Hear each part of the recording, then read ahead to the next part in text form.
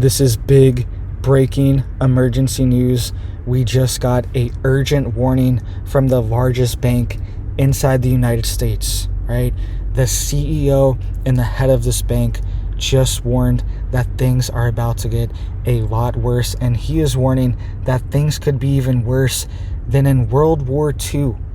He is warning that the United States is entering a similar scenario as World War II, the Great Depression, and he's saying things could be even worse, and we are at a greater risk than that.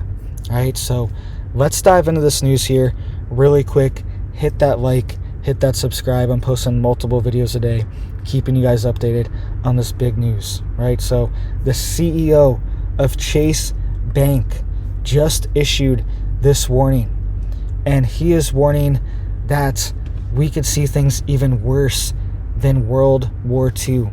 You can see here it says Jamie Dimon from JP Morgan Chase sounds alarm about possible worst risk to the U.S.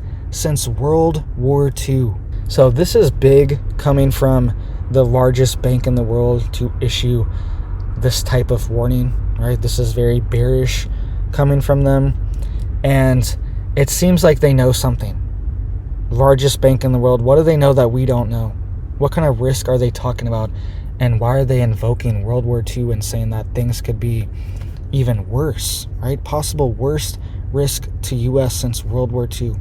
So you can see here, right, it says the nation's most influential banker, JP Morgan Chase CEO Jamie Dimon, told investors Monday that he continues to expect the U.S. economy to be resilient and grow this year.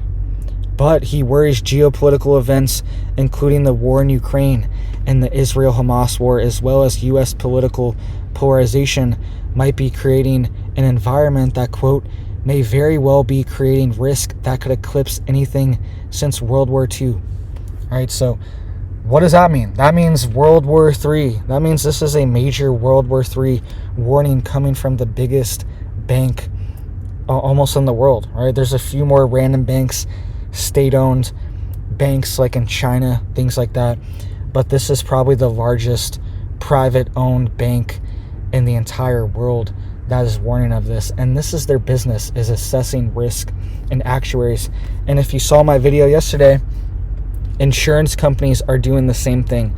They are sending out letters to people, and they're warning them that there could be a war, there could be a cyber event, there could be a chemical, biological, nuclear event as well, right? You can see here it says the comments came in an annual shareholder letter from Jamie Dimon. And people aren't ready for this, by the way, because back in World War II, everyone had a victory garden. Everyone was growing their own food. Everyone had chickens, all right? Let me go grab a chicken really quick for you guys. This is what people had. Everyone had this, and this is how people survived, and people might not survive another situation like this. You see this?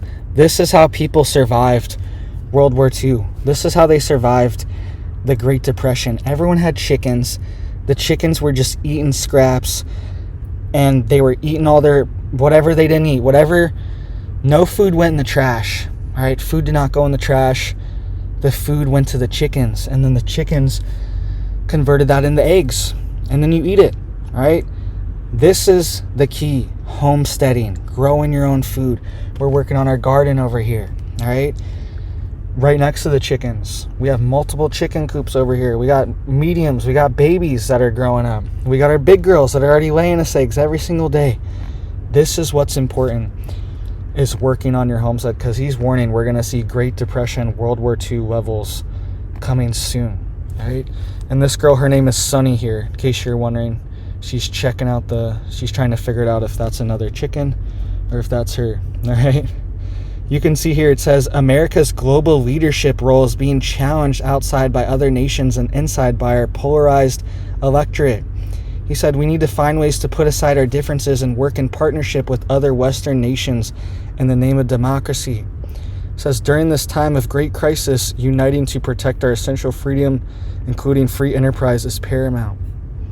All right, so these are big warnings that we're getting. And that means they're making big moves behind the scenes. And a lot of these wars, throughout history have been banker wars. I'm not saying that this is what this is, but a lot of these wars from behind the scenes have been funded by these big banks, and these big banksters funding both sides of the war. The United States does this with a lot of countries as well. They fund both sides, give weapons to both sides of the war, and perpetuate this, right? Because a lot of it's a money-making scheme. And you can bet that if there's a major collapse or a major crash, you can bet that the investors are going to be exploiting this situation. You can bet their position, they're going to be making a ton of money. They're going to be shorting all the right people, and then they're going to be buying at the low and selling at the high. So that's also another situation here, is that these crises could be engineered because they make a bunch of money, right? They bring the market to highs and then they sell everything. And then they want it to go back down low again so they can buy it up everything cheap and then pump it back up again. This has been going on for centuries, millennia, these techniques, but especially inside the United States, they've been doing this for decades and decades. So that also could be another situation that we are seeing here, is that maybe they're engineering a crisis. Maybe these banks are getting together and making things even worse. And I don't trust what's actually going on if they aren't actually engineering this crisis. Let me put this girl away. Sunny, let me put her away really quick. Because check out this article too. This came out just last month. They're getting prepared. And this would be right on track. He's saying, oh, things might be good the rest of the year. We might have a pump for a little bit more. But you can see here it says Swift planning launch of new central bank digital currency platform in 12 to 24 months. All right, this article was just posted in March 26, 2024. So they're getting ready for this global central banking digital currency, the CBDC. Swift is the system that moves money around from international banks. All right, so if your bank needs to send money overseas, vice versa, anything like that, any of these banks need to communicate with each other. They communicate through the Swift financial system, right? And they are trying to revamp this system so it can be compatible with these central banking digital currencies, these CBDCs that we hear about, which is going to be programmable money, where they can program exactly what you can buy, what you can sell, how much money you can save, how long you can save it for. All these things, meat, all these things, gas, all these things could potentially be rationed and programmed into the money so you can only buy a certain amount. And they know exactly what you're buying, because with these cryptocurrencies, there's a permanent ledger of every single transaction. There's an open source ledger of every single movement of money, right? The wallet is anonymous, apparently, but so are IP addresses. They're anonymous too, right? But we know how stuff like that works. And wallets, they have to communicate with an actual bank or an actual exchange that has some kind of real information at some point. All right, most people are transferring the money, selling, buying it at some point with US dollars. So they have to use their bank at some point, and it's connected at some point. Even things like Bitcoin, they know who's using it. All right, there's a lot more transparency, but it can be tracked and traced, and they can figure out exactly who's using it. And every transaction is actually open source, and that's how they verify it. All right, so if somebody sends one Bitcoin, I send a Bitcoin to Johnny, that transaction, everyone can see it. Everyone on earth can see this transaction, see that I sent one Bitcoin to Johnny, and it's verified by everyone else, right? But think of that principle when the government controls it, though. They can see every single transaction you do. Just from owning the currency, they don't even have to subpoena bank records, anything like that.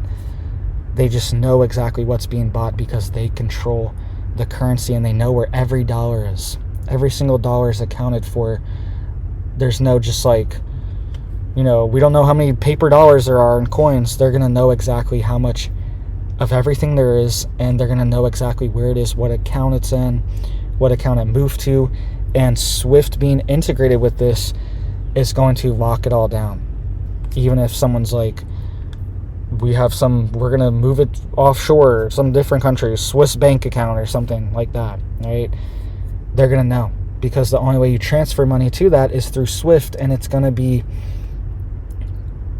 attached to the cryptocurrency, the digital currency for your country, right? So this is what they're setting up. This is a big warning, and this is part of the beast system that they're setting up. That's why it's so critical to be growing your own food, be homesteading, have chickens, because they could cut people off. And we know they're going to cut people off when the time comes. Certain groups, Christians, they're going to be cut off. They're going to be cut off from the system if they don't play ball.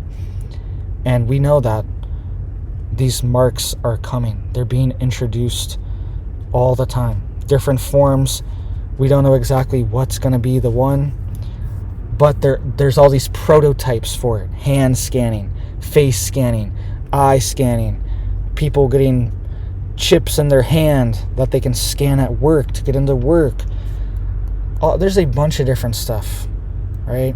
And it's all prototypes for this surveillance system that's going to be connected to the digital currency. You'll get your digital ration as long as you follow all the rules, and you could be locked out of the system at a moment's notice. All right, that's how the beast system and this system would operate. So please hit it up for me down there. Hit that like, hit that subscribe to help get this warning out. All right, this is big, coming from the largest bank in the world.